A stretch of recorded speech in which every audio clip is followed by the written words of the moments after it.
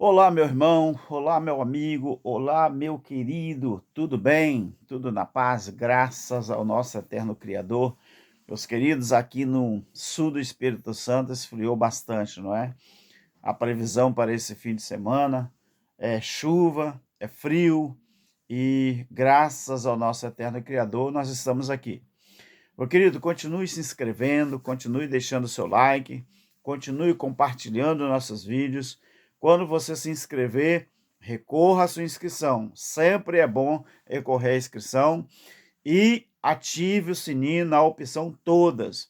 Meus queridos, estamos felizes, estamos alegres, porque o nosso Deus é grande, o nosso Deus é extremamente poderoso. Graças a Ele, nós estamos aqui no YouTube deixando essas mensagens não, esses estudos para a honra e glória do nosso Criador. Meu querido, veja bem, nós vamos deixar uma palavra aqui baseada em Efésios capítulo 2, 1 ao 10. Abra sua Bíblia aí, Efésios capítulo 2, verso 1 ao 10, onde diz assim: Ele vos vivificou, estando vós mortos nos vossos delitos e pecados, nos quais andaste. Aqui ele está se referindo só aos crentes de Éfeso.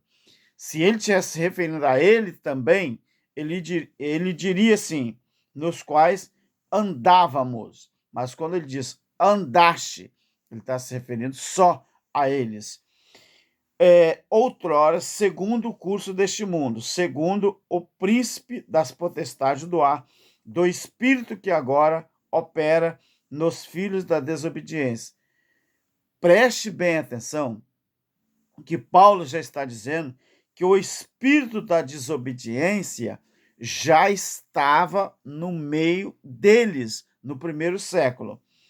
Então, entre eles, todos nós, agora ele se inclui, também antes andávamos, agora ele se inclui, nos desejos da nossa. Você vê que ele usa o verbo nós, a primeira pessoa, ele usa o verbo nossa, e ele usa o verbo andávamos. Em todos os verbos que possessivo, aqui é do plural, ele está se incluindo. Mas quando ele usa andastes, ele não se inclui. Agora ele se inclui. Na nossa carne, fazendo a vontade da carne e dos pensamentos. E éramos, outro verbo possessivo do plural, e éramos por natureza, não por filiação, por natureza, filhos da ira, como também os demais. Mas Deus, que é riquíssimo em misericórdia, pelo seu muito amor com que nos amou, estando nós ainda mortos em nossos delitos, nos vivificou juntamente com Cristo, entre parênteses, pela graça sois salvos. Esse parênteses você sabe que é uma alteração de quem compilou, quem editou, não é? Toda vez que você encontra um parênteses, é uma alteração. Então ele diz assim: e nos ressuscitou juntamente com ele e nos fez assentar nas regiões celestiais em Cristo Jesus, para mostrar nos séculos vindouros as abundantes riquezas da sua graça, pela sua benignidade para conosco em Cristo Jesus. Pois é pela graça que sois salvos por meio da fé, e isto não vem de vós, é dom de Deus, não das obras, para que ninguém se glorie, pois somos feitura sua, criados em Cristo Jesus para as boas obras, os quais Deus preparou que andássemos nela. Alguém pergunta assim, meus queridos. Eu tenho certeza que alguém pergunta: como entender o Evangelho eterno? Aí nós, que somos ensinadores, propagadores do Evangelho eterno, nós dizemos, nós vamos responder. Nós respondemos. Primeira pergunta que eu faço para você, que vai interrogar como entender o Evangelho Eterno, eu te faço a pergunta: como que a história começou? O que aconteceu ao longo do tempo, desde a criação de Adão lá no Éden? O que aconteceu? Então, desde lá para cá, para onde que a história apontava? Para onde que ela apontava? Porque se nós observarmos direitinho na palavra, para que a história planejada desse certo, o que deveria ocorrer? O homem caiu. O homem caiu. Isso está claro na palavra. O homem deixou de ser aquilo a que veio. Mas para que a história ela continuasse, alguma coisa teria que acontecer. A história apontava para um estado perfeito. A história apontava que Deus restauraria o homem através do sacrifício do seu filho. Sim ou não? Verdade ou mentira? Sim. Mas para que a história, meu querido, ela desse certo, o que deveria ocorrer? O que deveria ocorrer?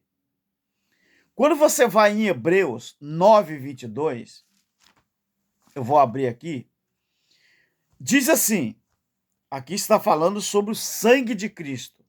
O subtítulo é sobre o sangue de Cristo. Quando você chega a partir do 11, fala sobre o sangue de Cristo. Então, no verso 22 do capítulo 9 de Hebreus, fala assim: quase todas as coisas, segundo a lei, se purificavam com sangue, e sem derramamento de sangue não havia remissão.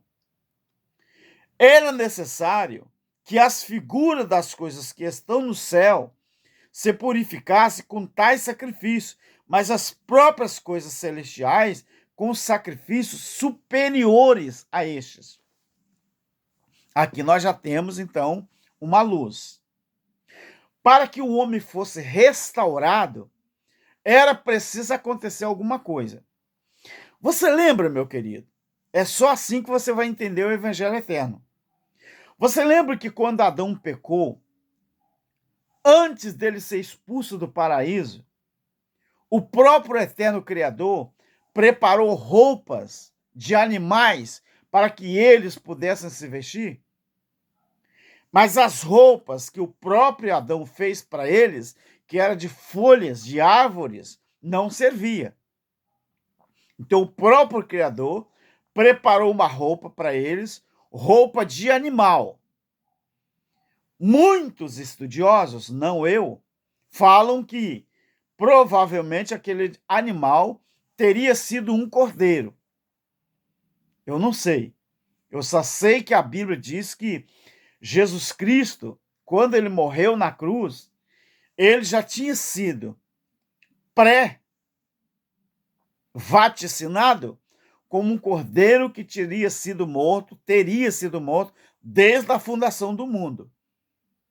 Então, para que a história planejada pelo Criador desse certo, deveria ocorrer uma coisa. Se todas as coisas da lei só se purificavam com sangue, então era necessário que houvesse derramamento de sangue para que a restauração do homem fosse feita outra vez. Então, se lá em Hebreus 9:22 diz que haveria necessidade do derramamento de sangue, eu te pergunto, e o sangue para restaurar o homem ocorreu ou não ocorreu? Sim, ocorreu. A Bíblia diz que tanto no jardim, que o Jesus de Nazaré, quando estava orando, o seu suor se transformou em gotas de sangue. E também lá na cruz, quando os soldados romanos furaram o seu pericárdio, não é? o pericárdio do nosso Jesus de Nazaré, que na época era Jesus de Nazaré, saiu sangue ali, não é? Saiu água e sangue. Então nós observamos que ali foi feito um derramamento de sangue. Mas quando você lê Isaías 53, o versículo 4, tem uma coisa mais importante ainda para você analisar. O que é, irmão Alberto? Você lembra que os soldados romanos foram no mato ali, no matinho, talvez ali do lado, e pegaram espinhos, cipó, espinhos. Tem muitos estudos que falam que aquele cipó, aqueles espinhos, tinha 10 centímetros de tamanho. Eu não sei. É estudo que se fala. Então você lembra que quando os soldados romanos teceram aquela coroa de espinho, foi para colocar na cabeça de Jesus? Então você lembra que quando os soldados colocaram a coroa de espinho na cabeça de Jesus, aqueles espinhos representavam o quê? Esse estudo é longo, mas eu vou fazer ele. Talvez não nesse vídeo. Aqueles espinhos está em Gênesis. Isso eu acho para você aqui. Preste atenção que aqueles espinhos da cruz, ele já estava em Gênesis.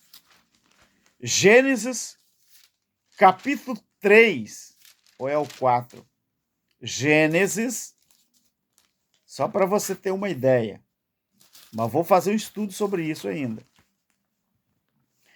Gênesis, capítulo 3, versículo 18 e 19. Olha a coroa de espinho, lá que os romanos teceram para colocar na cabeça de Jesus, olhe onde ela já estava, antes mesmo do advento do Filho do Homem, como Jesus de Nazaré. Gênesis 3, 18 e 19. Após o pecado, o que aconteceu?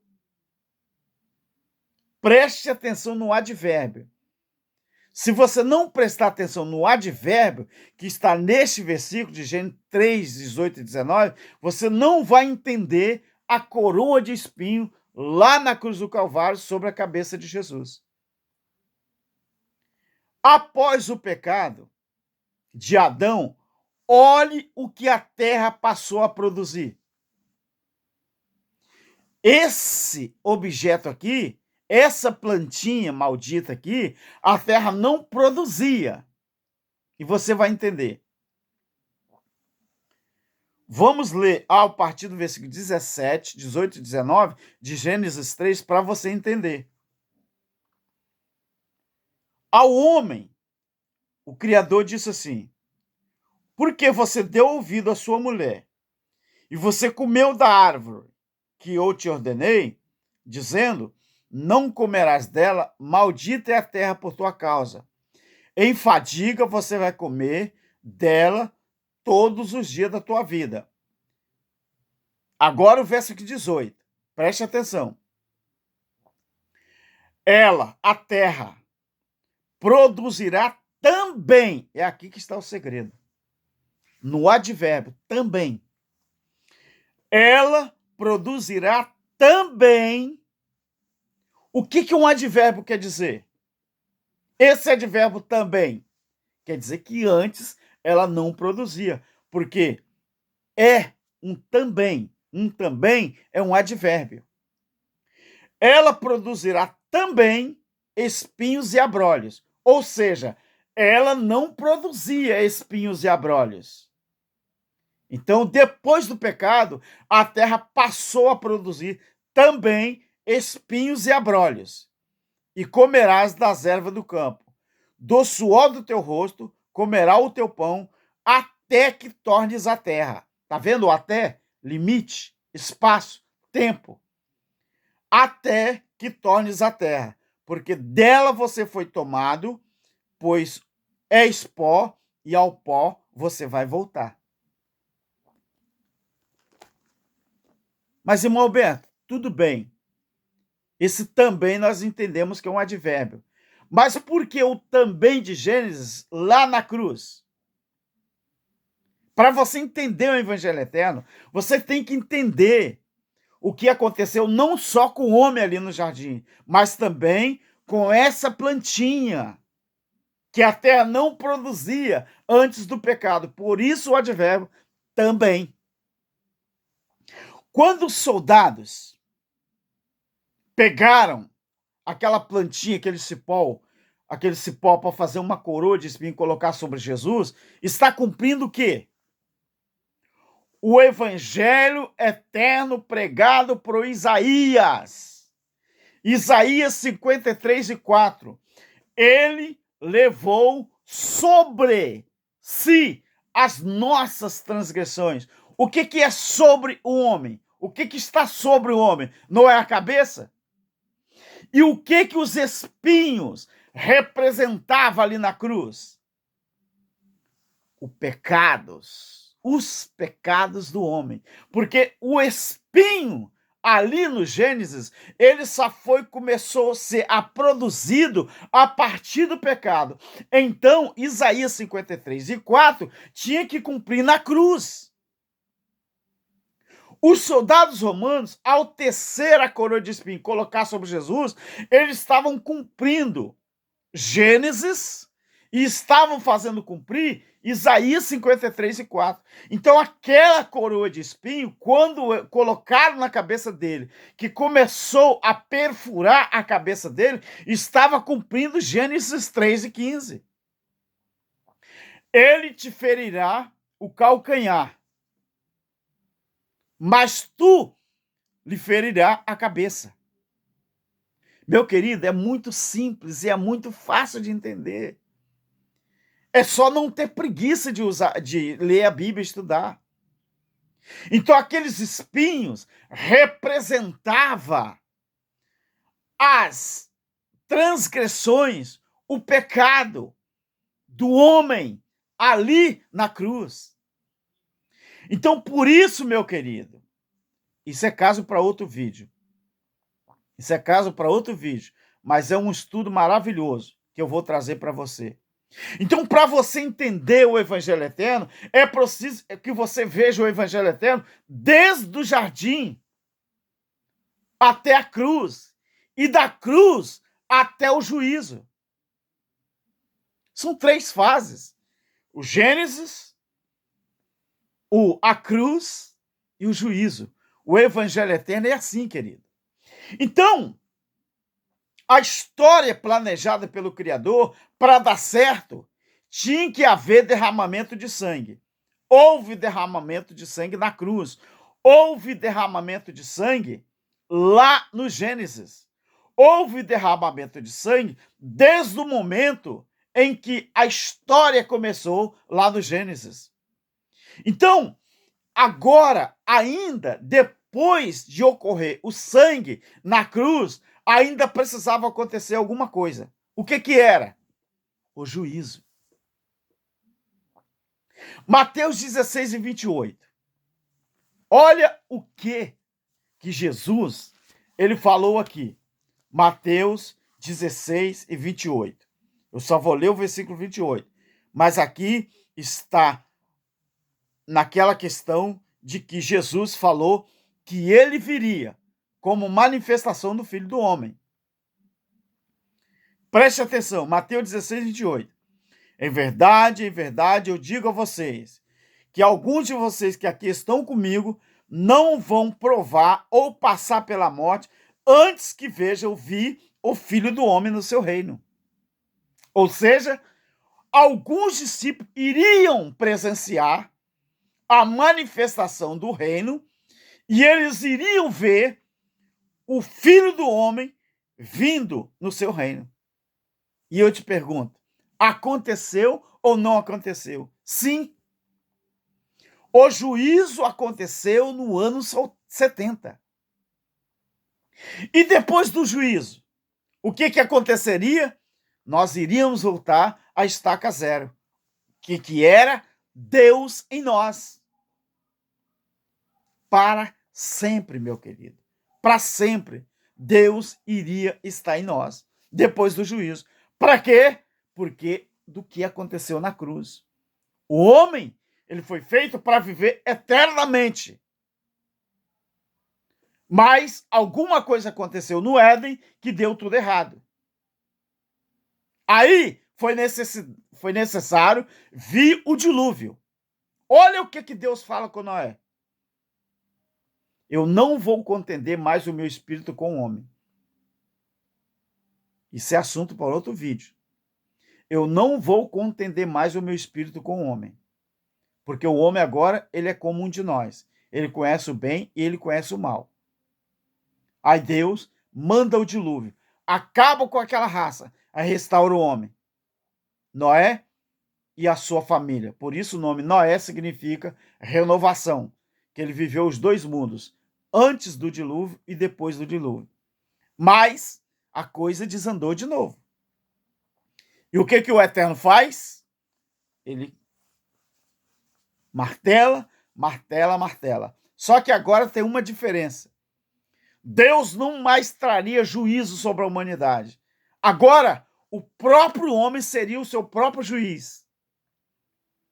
O homem natural. Aí, Deus implantou a lei da semeadura. Ou seja, aquilo que o homem plantar, ele vai colher. Você acha que Deus traz juízo mais sobre a humanidade? Você precisa aprender que os que são de Deus, que vivem no Espírito, eles mesmos não passam por juízo mais. Agora, os homens naturais, mesmo no século XXI, os filhos da ira, eles colhem daquilo que eles mesmos plantam. O arco que Deus colocou lá no céu, com o dilúvio, ele mesmo falou, nunca mais eu vou trazer dilúvio sobre a terra. Ele trouxe o juízo sobre Israel, porque ali seria o último dos períodos, dos juízos de Deus sobre a terra. Agora, tudo que acontece no mundo sobre o homem natural, guerra, ódio, confusão, contenda, mentira, adultério, prostituição, isso aí tudo é coisa do homem. Olhe lá em Marcos capítulo 7, que você vai entender. Meu querido, então voltamos a estaca zero depois do juízo. Deus em nós e para todos sempre. Podemos conversar com ele sem a necessidade dos profetas, sem a necessidade de sacerdote, sem a necessidade de homem algum. Por isso, Lucas 16:16, a lei e os profetas duraram até João. Aí você vai querer entender o evangelho eterno de que forma? Julgando? Criticando? Não. Tudo voltaria como antes. Somos filho por natureza. Nós fomos filhos do eterno Criador porque voltamos ao nosso estado de origem, mas só o homem espiritual. Que o homem natural ainda existe, mas para o homem natural, eles mesmos traçam o seu próprio juízo. Entender o evangelho eterno é entender o Gênesis.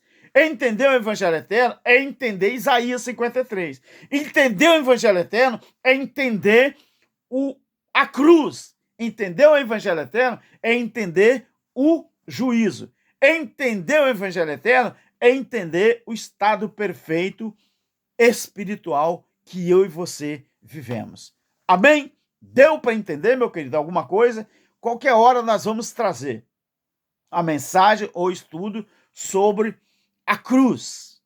Desde lá, de Gênesis 3, 18 e 19, até ali na cruz, aquele sangue que foi vertido. Tá bom, meu querido? Você tem que prestar atenção que antes de os soldados furar Jesus com a lança, a coroa de espinhos já estava na cabeça. Então, o cumprimento das profecias dos profetas não está na lança, está na coroa de espinho. Graça eterna, muito obrigado. Amém.